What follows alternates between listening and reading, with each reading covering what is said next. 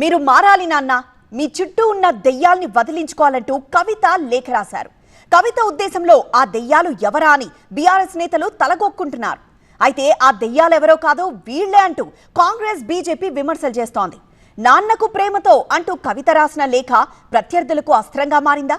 ఈ అంశంలో బీఆర్ఎస్ ఎలా ముందుకెళ్లబోతోంది?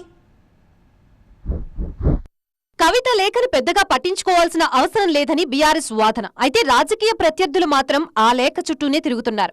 ఆ లేఖని అడ్డుపెట్టుకుని బీఆర్ఎస్ లో పరిణామాలపై పదునైన విమర్శలు చేస్తున్నారు. కవిత చెప్పిన దెయ్యాలెవరో రాష్ట్రంలో అందరికీ తెలుస్తోందన్నారు ఎంపీ మల్లు రవి. బీఆర్ఎస్ ముక్కలయ్యే రోజులు దగ్గరలోనే ఉన్నాయని కాంగ్రెస్ నేతలు జోస్యం చెప్తున్నారు.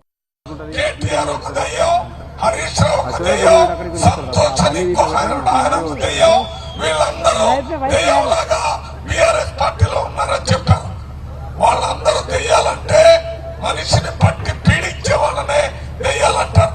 అటువంటి వాళ్ళంతా బీఆర్ఎస్ పార్టీలోనే ఉన్నారు. త్వరలోనే బీఆర్ఎస్ పార్టీ ముక్క ముక్కలుగా విడిపోయేటటువంటి రోజులు దగ్గరకు వచ్చాయి. ఒకటి కేసీఆర్ పార్టీ, ఒకటి కేటీఆర్ పార్టీ, ఇంకోటి హరీష్ రావు పార్టీ, ఇంకోటి కవిత పార్టీ. ఈ రకంగా అది విడిపోతుంది. కాబట్టి దెయ్యాలకి నాయకత్వం వహించిన కేసీఆర్ దేవుడెలా అవుతారని కాంగ్రెస్ ప్రశ్నిస్తోంది. దేవుడి చుట్టూ దయ్యాలని, ఆ దయ్యాలకు నాయకత్వం వహించింది ఎవరు? కేసీఆరే కదా. అది దయ్యాలకు నాయకత్వం వహించిన మనిషి దేవుడు ఎట్లయితాడో నాకు అర్థం కాలే.